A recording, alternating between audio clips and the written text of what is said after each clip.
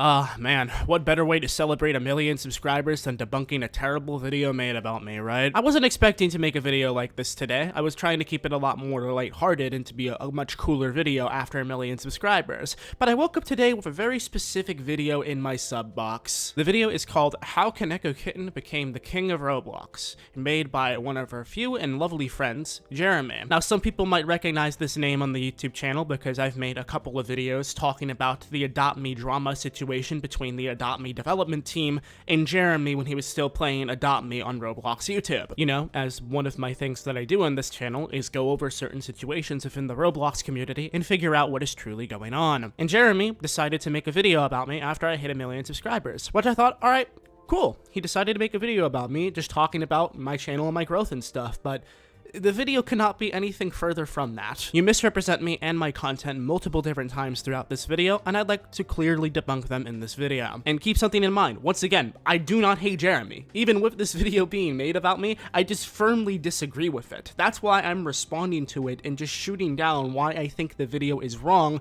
so he can hopefully improve his content in the future. Just tweeted as he hits a mil that I had not a lot before this whole YouTube gig, and it's turned my life around pretty hard. Where it becomes a really big gray area is Koneko is obviously a big fan of Leafy, who just got fully banned off YouTube. I invest in stocks. This was only added here recently. I talked to KonekoKitten a lot. So did Leafy invent stock trading or something? How does me investing my money in the market equate me to being a fan of Leafy as here's content? Like, for one, how is this even relevant in the video at all? Like, who cares what channels I'm a fan of and what I'm not? Here's some of my investment history and my trade date. You can notice that a lot of my trades of my stocks and a lot of stuff I've invested in have been far before Leafy returned to YouTube at all. Newsflash to everybody, I've been invested in economies and markets for a very long time. I invested a lot into Ripple back in 2018 and 2019, and I told literally nobody about any of my crypto investments whatsoever. I don't understand where you got this from, that I'm a fan of Leafy, simply because I happen to be another YouTuber that invests in the stock market and trades stocks. Like,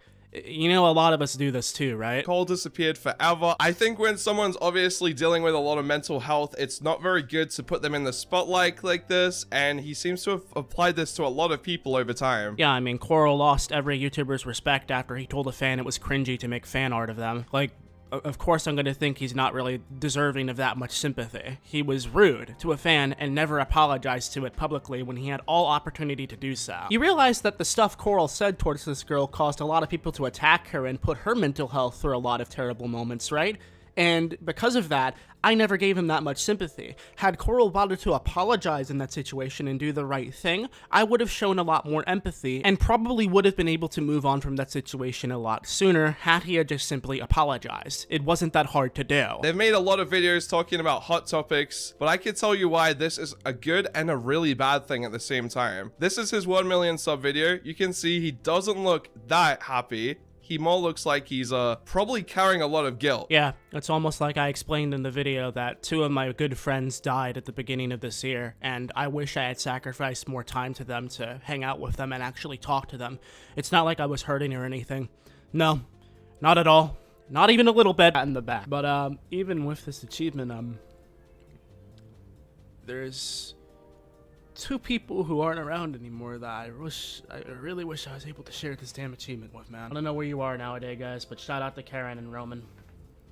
I know you guys would be proud of me if you were still here. That is the biggest reason why I felt guilt in that video, is because I wish I had been able to sacrifice more time to hang out with 2 of those friends of mine that aren't around anymore. YouTubers, Flamingo, he's made videos on me. I agree with maybe 2 or 3 of these. There's around 6 of them. Each time he wouldn't reach out to me, he would just go ahead and take a little bit of evidence and make a whole video about it. I think in retrospect, it's best to get both sides of the story first, and a lot of these is like, Adopt Me might get sued by Jeremy. I never said that in my life. I mean, you literally said on Twitter that you would be looking for a defamation of character claim with a lawyer, which is precisely why I named the title of that video that they might get sued by Jeremy, because you were making these bold claims on Twitter. And another thing, Jeremy, I did reach out to you multiple times. I talked to you privately on Twitter about numerous different situations that you were involved in with the Adopt Me team to get your perspective. You went ahead and deleted your Twitter account a while ago, so I can't go back and grab these direct messages. Someone, he basically pinned, I said what I said on Twitter to get unbanned from Adopt Me. You know, I thoroughly enjoy how you immediately evade bringing up into detail exactly what you brought up on Twitter. You did it in your last apology video too. I mean, to get unbanned from saying what I said to New Fissy on Twitter? No, if you don't know about what I said on Twitter. Basically, not very good. Yeah, anyway, let's come. I'll take evasion for 500, please. Which didn't happen. And that's where it gets a little frustrating. He made a video talking about Albert and accountability just a little bit after this. And the thing is, Albert was exposed for racism and saying some bad things. And he apologized on Twitter. I said some bad things on Twitter. I apologized on Twitter.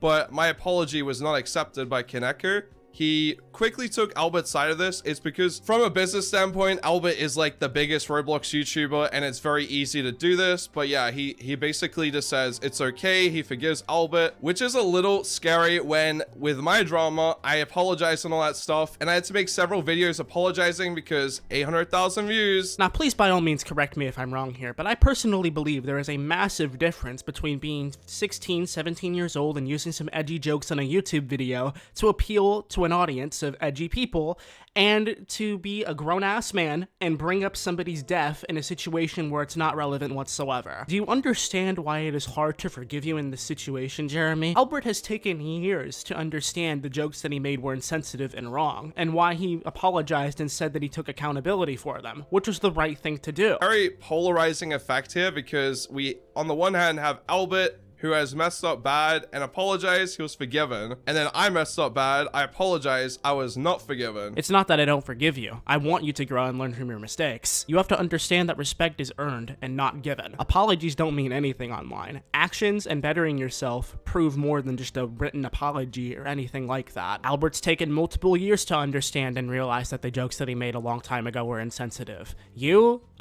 yet to prove to me that you're changing and growing as a person. But it's okay, guys, he apologized. That means everything immediately should just be forgotten about. Racism and talking about death and stuff like that, very, very dark topics, and they were both treated totally differently. So my advice, if you want to do the KonekoKitten commentary, just try and get both sides of the story. As we've seen him hit 1 million subscribers, he has a massive influence over the community. And as I said, 6 videos on me, countless on Albert, countless on others. He uses this trend jacking tool to exponentially grow his channel, and he very much pays attention to who's more favorable in the community at the time of making that video. If everyone hated Albert, he's gonna hate Albert in that video. Jeremy, literally, what are you talking about, dude? 2 months ago, there was a Roblox YouTuber that was kicked out of the Roblox Video Star program for saying some comments that were rather insensitive towards LGBT people. This offended me, myself being LGBT, and I didn't really appreciate that a lot either. And this guy was hated by a lot of the Roblox community. A lot of people were against him, and people were surprised that I were at least trying to give him benefit of the doubt.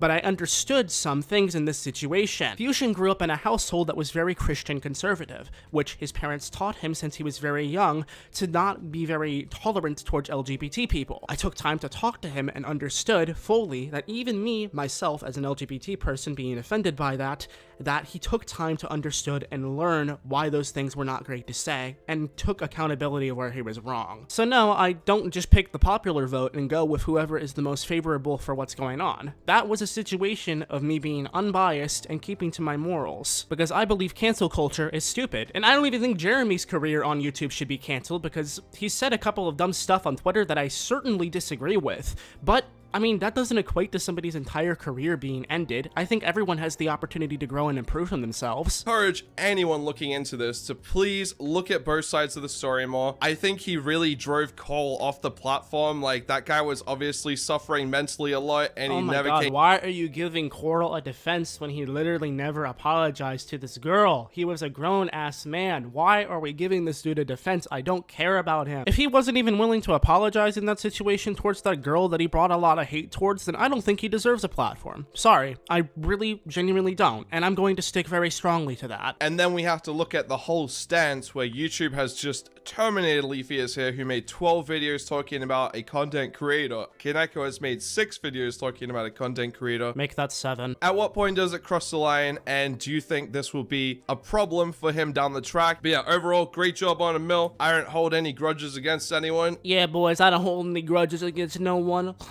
But the thing I do is that I'm gonna mention the entire video how KonekoKitten is doing wrong things. Why are my videos being compared to Leafy so much? Like, I feel like anyone out there that's watched Leafy's videos and compared to me, like, our videos are like two parallel universes different in terms of commentary, dude. I'm a lot nicer and I am a lot fairer than Leafy is in his commentary. Jeremy, that's my response to the video. I don't hate him and I don't want his video getting hate. I just thoroughly disagree with a lot of the points in the video, and I also find it mildly hypocritical. Because throughout this video, you put yourself on a pedestal and say how, like, I'm never reaching out to anybody to make a video on. I never reach out to people before anything. I never get both sides of the story. Yet here you are, not reaching out to me at all before you made this video. You had all opportunity to do so. You can email me, you can contact me on Discord, you could find a way, you know? It's really hard to hold up this whole, oh, KonekoKitten never reaches out to get both sides of the story thing when you did the exact same thing in this video. You never reached out to me to get my opinion and, you know, if the stuff you were putting in your video was correct or not. I don't have anything else to say. That's just my take on this video. No hate to Jeremy, please. I really don't want his career gone or anything. Like, seriously, this is just my thoughts on the video itself because a lot of the information was just not correct. Thanks for watching, and hopefully tomorrow's video will be a lot lighthearted and nicer. But I'll see you later. I'm Koneko. Thanks for 1 million subscribers, and I'll catch you later. Peace.